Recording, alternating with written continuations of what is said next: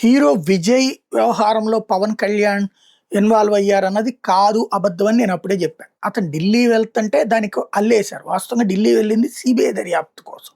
CBI విచారణ కోసం attend అవుతుంటే అమిత్ షాతో కలిసేశారు. లేకపోతే అన్ని సీట్లు ఇస్తాన్నారు, 80 సీట్లు ఇస్తానన్నారు, డిప్యూటీ సీఎం అన్నారండి. అది ఒప్పుకోడు తను.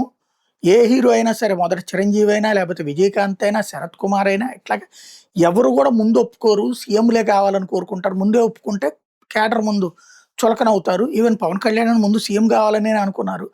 తర్వాత కుదరదు అనుకున్నాక అప్పుడు డిప్యూటీ సీఎంకి సరిపుచ్చుకున్నారు.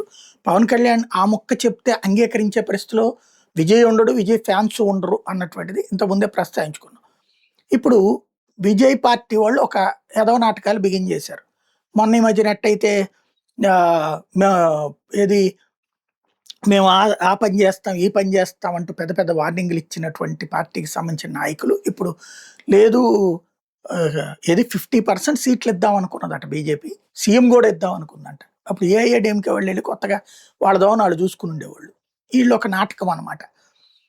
ఇక్కడ బేసిక్గా అక్కడ విజయ్ బ్యాచ్ అనుకుంటున్నది రేపు పొద్దున్న జరిగేది ఏంటంటే, విజయ్ గెలిచేశాడు అనుకోండి, అప్పుడు పవన్ కళ్యాణ్ మారాల్సి వస్తుంది, సీఎం అయిపోతే.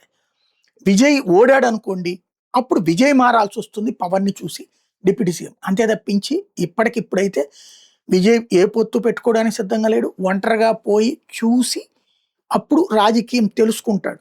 రాజకీయం అంటే డబ్బులతో ముడిపడి ఉన్న అంశం. అట్లాగే ప్రజలు పేరుకి మాత్రం బయటికి చెప్తా ఉంటారు తప్పించి గ్రౌండ్లో అవినీతి పరుల్ని, అరాచక శక్తుల్ని కూడా సమర్థిస్తుంటారు అన్నటువంటిది గ్రహిస్తుంటాడు ఆయన.